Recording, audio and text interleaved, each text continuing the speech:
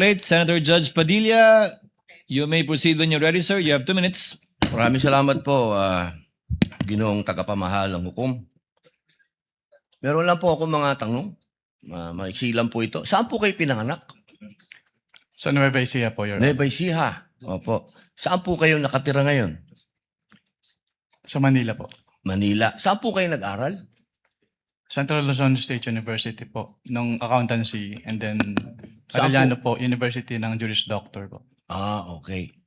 Saan po kayo nakaikot na sa bansa natin? Nakaikot na po ba kayo ng Mindanao, sa Bicol?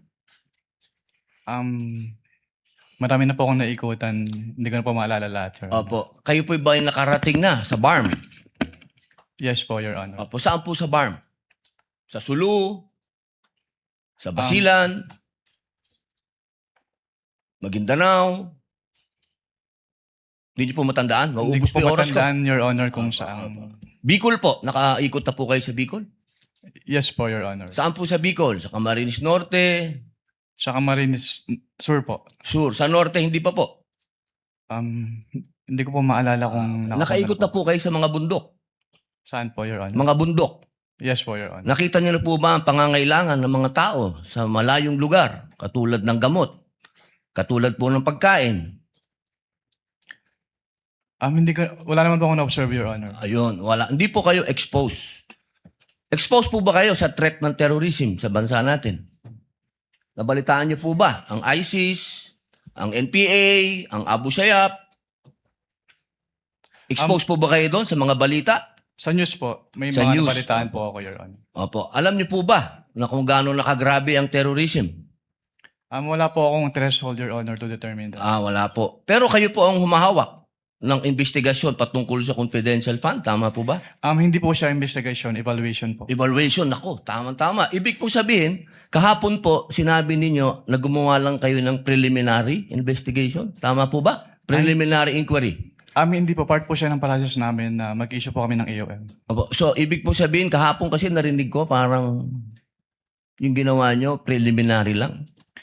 Yung AOM po, preliminary lang. Opo. Hindi po yun konklusyon. Kung ang tinutukoy niyo po ay yung...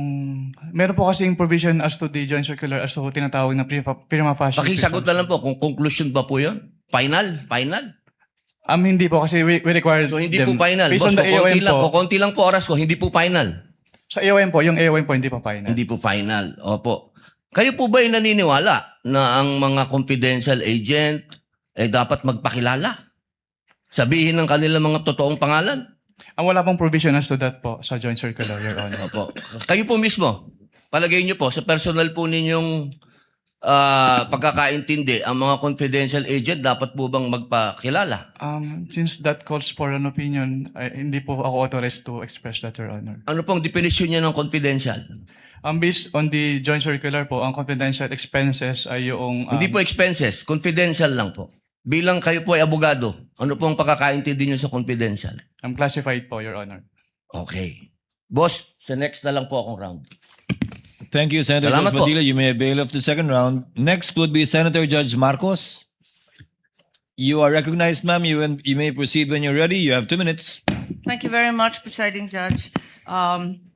Okay, kanina sinabi mo na hindi ka umabot doon sa notice of disallowance pero andun pa rin sa ICBAO nung na-release yung notice of suspension, di ba? Yes po, Your Honor. Okay. So, doon sa notice of suspension, katulad ng disallowance, nasabi mo, kahit wala ka na ron, you were made aware kasi nabalitaan mo, pinagbawal ba ng COA yung mga confidential expenses dahil peke o fictitious, gawa-gawa lang yung mga AR? Anong pong notice yung tinutukoy niya po, Your Honor? Doon sa mga AR ng OVP, meron bang sinabi na gawa-gawa lang, hindi tunay, peke?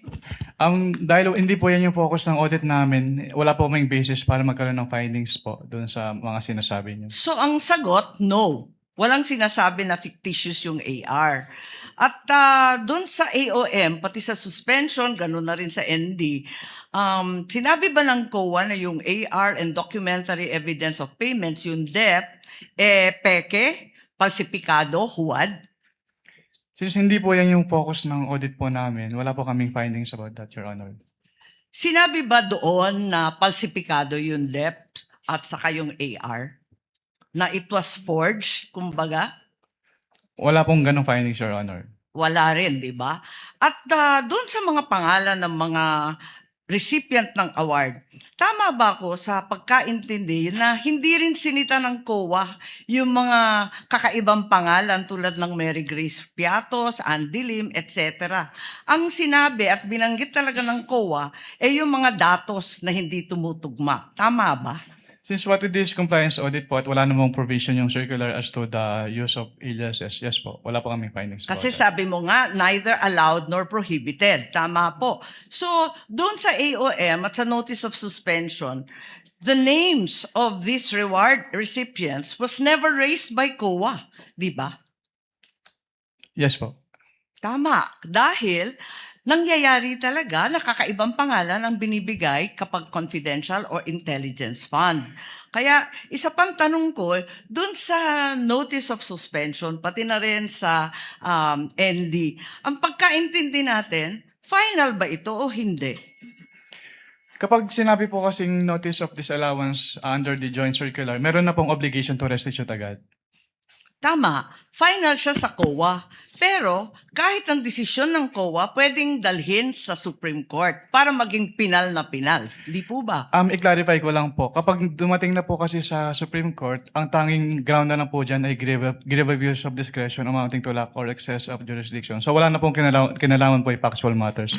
Ganun nga, talaga naman na matters of fact, hindi naman rin na-raise sa Supreme Court. Tama ka doon. Pero hindi pinal. Pwedeng dalhin sa Korte Suprema. At no point are these final. I-clarify ko lang po yung decision po ng COA to restitute ay hindi po apektado nung pag-file sa Supreme Court. So kahit mag-file po sila ng petition for certiorari sa Supreme Court, kailangan na po nilang ibalik kaagad. Kasi yung pendency po ng petition for certiorari, hindi po niya na-stay yung obligation to Naintindihan restitute. natin yon, pero hindi pa tapos ang kaso. Pwede pang dalhin sa Korte Suprema, hindi po ba?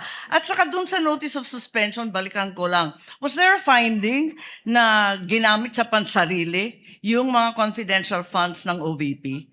That is a presumption po under joint circular. Misappropriated ba yun? Kindly wrap up. That is a presumption Judge po. Marcos. Hindi po kailangan directly sabihin kasi nagkaroon po ng presumption. Pero hindi sinabi. Sa madaling sabi, Pero dahil wala presumption talagang po siya, hindi po siya kailangan sabihin, Your Honor. Naintindihan ko, pero wala doon. Is there a COA finding na ninakaw ang confidential funds doon sa various AOMs and notice? Meron bang sinasabi doon na ninakaw? It was stolen? There is a prima facie evidence na nagamit po siya for personal use or benefit under the joint circular. Kaya nga. Kindly wrap up, Senator Judge Marcos. Yes, You're gonna bail at I round am two. done, but I have questions kung may second round. There will be. Nako po, grabe, nagkautal-utal po itong witness ng prosecution, mga kababayan, sa naging tanungan itong si Senator Robin Hood Padilla, na talaga namang masasabi po natin na merong laman at merong kabuluhan ang mga naging tanong po niya, mga kababayan. Lumilitaw po ngayon na sa lahat ng mga senator judge na nandyan ngayon sa impeachment trial,